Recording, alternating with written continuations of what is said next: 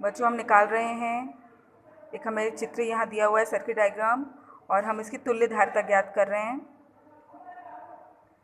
बिंदुओं P व Q के बीच तुल्य धारिता का परिकलन कीजिए। क्वेश्चन है P व Q के बीच C1 दे रखा है 3 माइक्रोफैरड, C2 दे रखा है 5 माइक्रोफैरड और C3 दे रखा है 7 माइक्रोफैरड। सबसे पहले हम इसको क्या करेंगे, हम इसको एक इक्विवेलेंट इसका सर्किट बना लेंगे। तो देखिए ये C1, C2 और C3 जो हैं ये तीनों क्या है, समांतर क्रम में हैं। तब हम इसमें समांतर वाला फॉर्मूला अप्लाई कर देंगे। C = C1 + C2 + C3, यानी कि C1 दे रखा था 3, C2 दे रखा था 5 और C3 दे रखा था 7। तो टोटल हो गया 15 माइक्रोफैरड। ये इसका आंसर हो गया। यहाँ जो डायग्राम दे रखा है बिंदुओं P व Q के बीच, इसमें भी तुल्य धारिता का परिकलन करना है। तो देखिए डायग्राम पहले डायग्राम से थोड़ा डिफरेंट है। यहाँ हम देख रहे हैं C1 और C2 तो क्या है, श्रेणी क्रम में जुड़े हुए हैं, और C3 समांतर क्रम में इन दोनों के। तो सबसे पहले हम इन लोग जो है C1 और C2 जो हैं इनका हम क्या करेंगे, इनका टोटल कर लेंगे और उसके बाद C3 के साथ उसका तुल्य धारिता ज्ञात करेंगे। तो C1 और C2 के लिए C' इसको मान लेते हैं 1/C1 + 1/C2, 1/5 + 1/5, एलसीएम लिया, 1 + 1 = 2/5।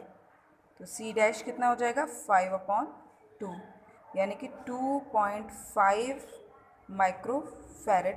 ये हमारा आ गया है C', C1 और C2 को जोड़ने पे। अब हम निकाल रहे हैं तुल्य धारिता CT टोटल, ठीक है। अब यहाँ पर C', क्योंकि ये समांतर क्रम में हो जाएगा C3 के, तो C' कितना लिखा है 2.5 माइक्रोफैरड प्लस C3 5 माइक्रोफैरड। तो टोटल कितना हो गया बच्चों, 7.5 माइक्रोफैरड। यही हमारा आंसर हो जाएगा।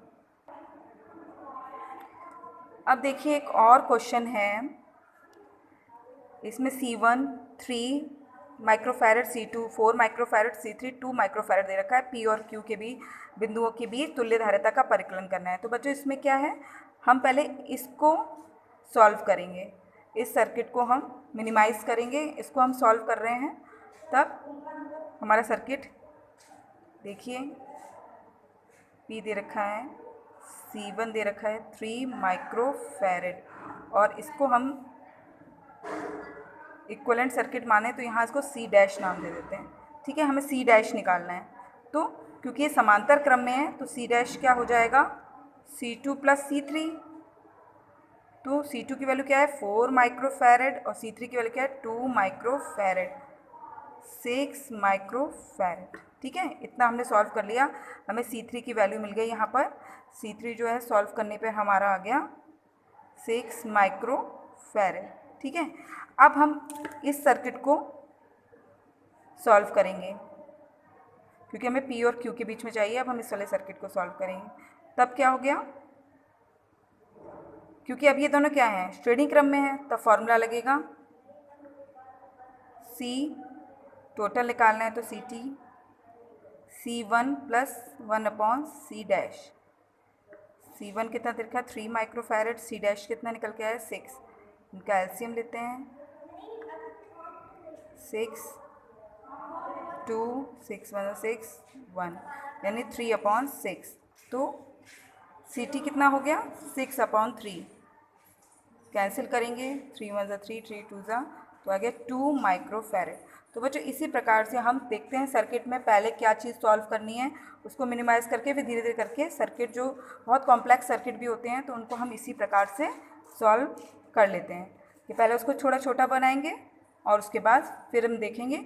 जैसे पहले क्वेश्चन में हमने किया था, श्रेणी क्रम में पहले सॉल्व किया था, उसी प्रकार इसमें समांतर क्रम वाले को पहले सॉल्व किया और फिर उसको ऐड कर दिया, ठीक है। तो इसी प्रकार मैं आपको कुछ एग्जाम्पल दूंगी, वो आप कुछ क्वेश्चंस को और आप ट्राई करिए घर में, और फिर आप इस तरह के सर्किट जो हैं सॉल्व करने लग जाएंगे। ओके, इस टाइप के जो भी सर्किट आपकी बुक में हो उनको ट्राई कीजिए। ओके।